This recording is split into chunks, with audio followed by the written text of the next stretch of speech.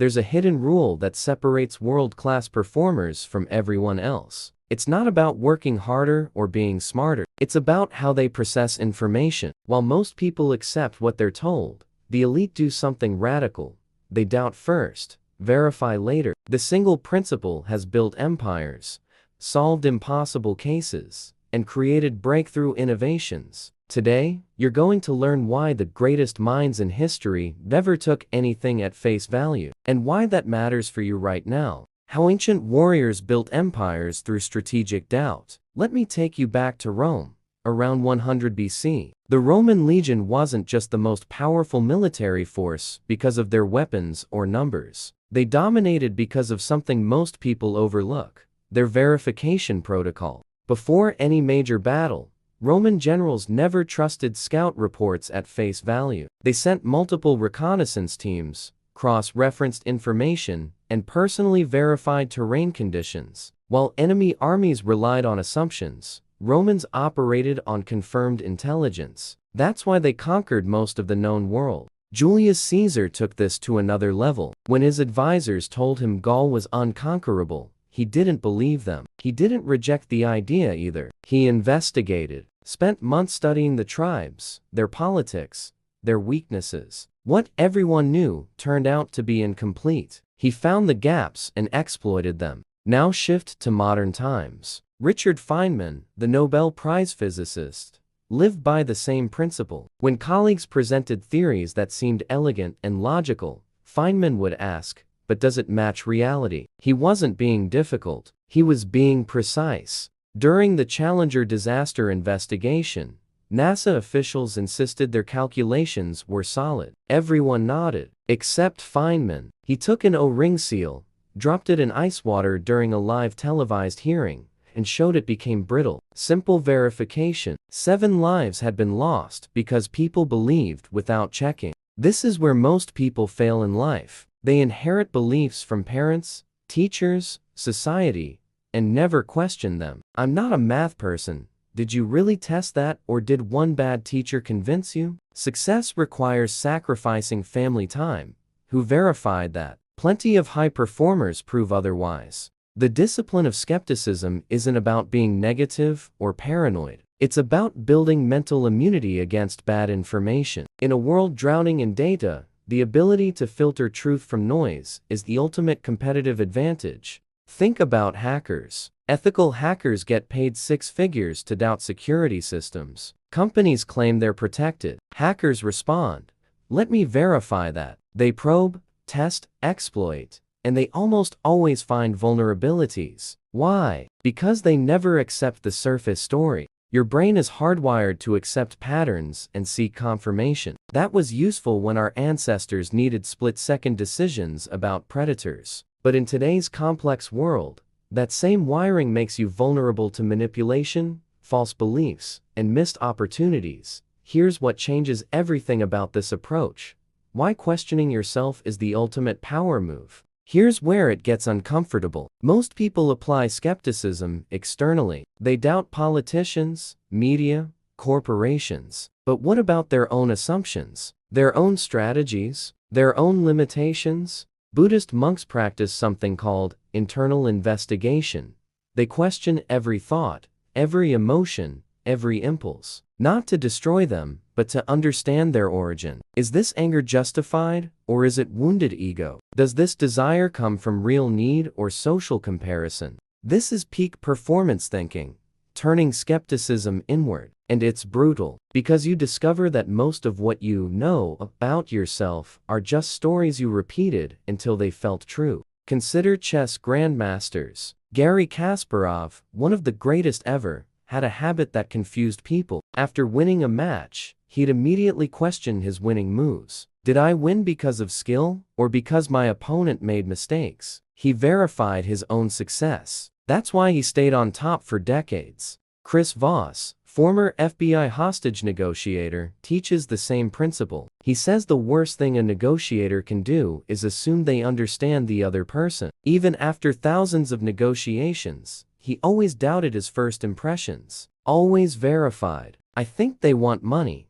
but what if it's respect? What if it's fear? This mindset saved lives. In hostage situations where wrong assumptions mean death, Voss learned never to trust the obvious, and he applied the same rule to himself. Am I proposing this because it's the best solution, or because it's comfortable for me? When you start questioning your own motivations, your own narratives, something powerful happens. You become immune to self-sabotage. Most people fail not because the world conspired against them, but because they believe self-imposed limitations without ever testing them. Look at athletes like Kobe Bryant. He didn't believe he was great. He verified it every single day at practice sessions. That doubt wasn't weakness. It was fuel. It drove him to test, improve, dominate. Technology amplified this principle. You now have access to data that ancient emperors couldn't dream of. You can verify almost anything. But here's the paradox. More available information means more people believe without verifying. They read headlines and share,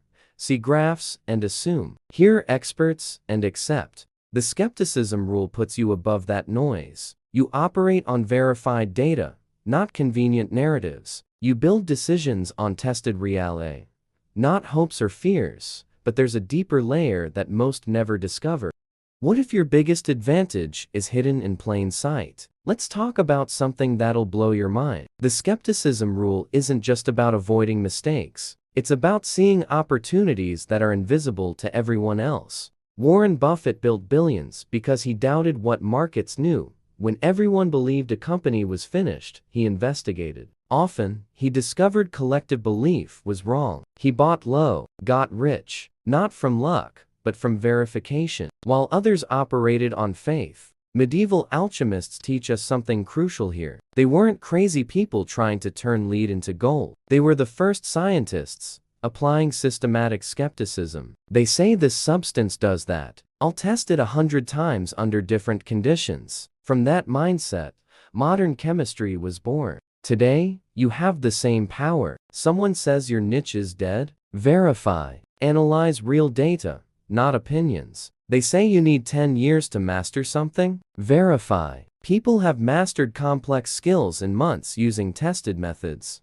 not accepted wisdom. Sun Tzu wrote in The Art of War that generals lose battles not from lack of soldiers, but from trusting false intelligence. He dedicated entire chapters to verification protocols. Never trust a single report. Always cross-reference. Always confirm. Modern AI revolution shows this perfectly. While millions believe AI will steal their jobs, the verifiers are investigating how to use AI to multiply their value. They don't accept the fear narrative. They test, experiment, verify and practice. They build advantages while others just complain. The Stoics called this representations versus reality.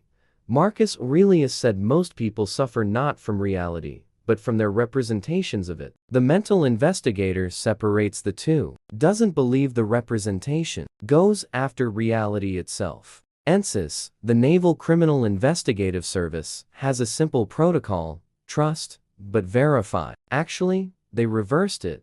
Don't trust. Always verify. That mindset solves cases others consider impossible. They don't accept witness testimony at face value. They don't assume physical evidence tells the whole story. They verify every layer. Here's the real insight.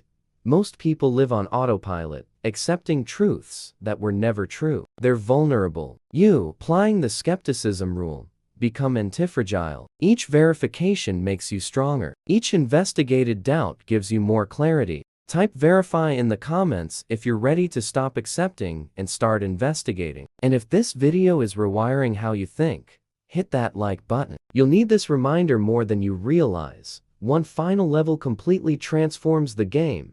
How top performers turn doubt into unfair advantages. Here's the ultimate play. When everyone believes something, and you're the only one who verifies, you see opportunities that don't exist for others. This is how legends are built. The samurai had a code called Bushido, but there's a part of that code few people know: constant verification. Before any duel, a true samurai never trusted only his eyes. He verified terrain, tested ground firmness, observed wind patterns, studied every opponent movement. Miyamoto Musashi, Japan's greatest swordsman, won over 60 duels without a single loss. Why? He never believed in opponent's reputation, never assumed a technique would work the same way twice. Each duel was a new investigation. Each victory came from verification, not belief.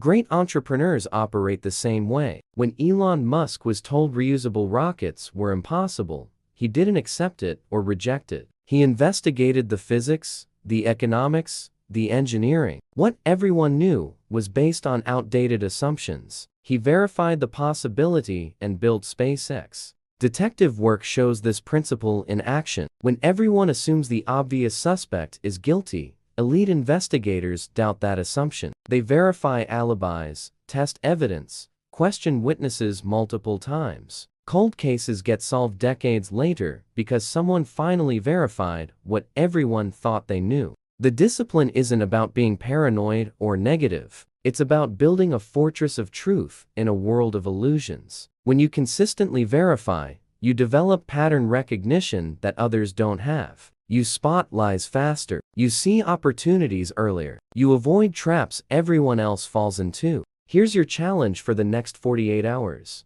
Choose one truth you've always accepted about yourself or your field. Really verify it. Test it. Investigate it. You might discover you've been living inside a mental prison that never actually existed. The greatest gift you can give yourself is freedom from unverified beliefs. Freedom to test, to explore, to discover what actually works instead of what people say works. If you want to keep excavating the real methods behind success, subscribe to this channel and share this video with someone who needs to stop believing and start verifying. Because high performance isn't built on faith. It's built on confirmed data.